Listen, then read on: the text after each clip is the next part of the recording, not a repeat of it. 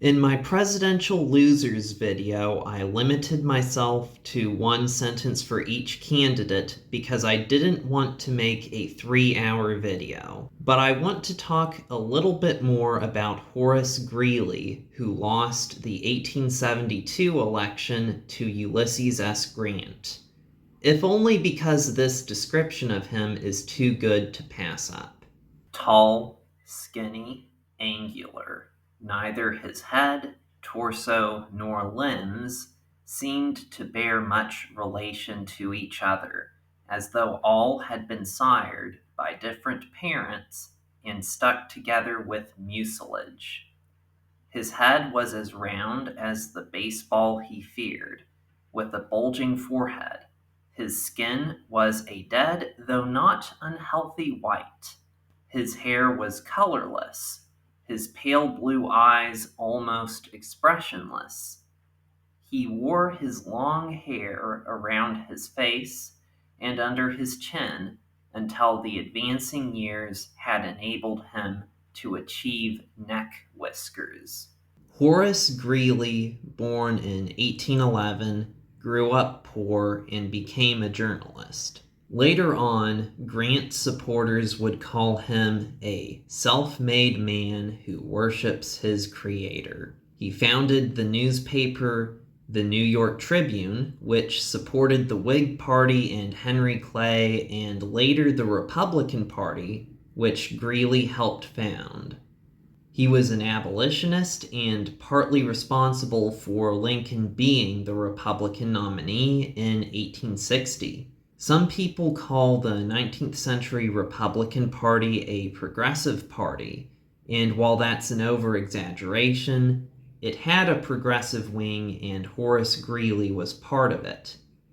He advocated for trust busting before it was cool, promoted vegetarianism, and even funded experimental socialist colonies. He was also an advocate of Western expansion, coining the phrase, "Go West, young man."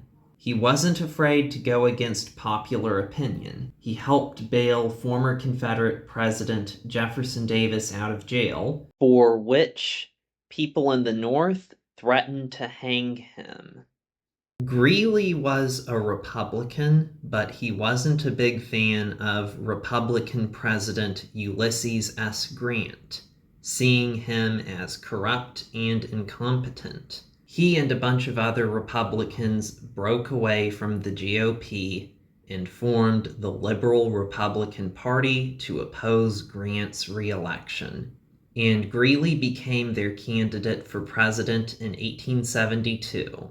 The Liberal Republican vice presidential candidate was Benjamin Gratz Brown, governor of Missouri. If you're familiar with America's electoral system, or really any country where you can win with a plurality of the vote, you'll understand that vote splitting is a very bad strategy. You'd think that the Democrats would run away with this election, but no. The Democrats decided that in 1872 they wouldn't run any candidate. Instead, they supported Horace Greeley's campaign. Most Republicans supported Grant. Ulysses S. Grant won in a landslide. I mean, is it really surprising that a guy with a neckbeard lost to a war hero? Tragedy struck the Greeley household when his wife Mary Cheney died 5 days before the election.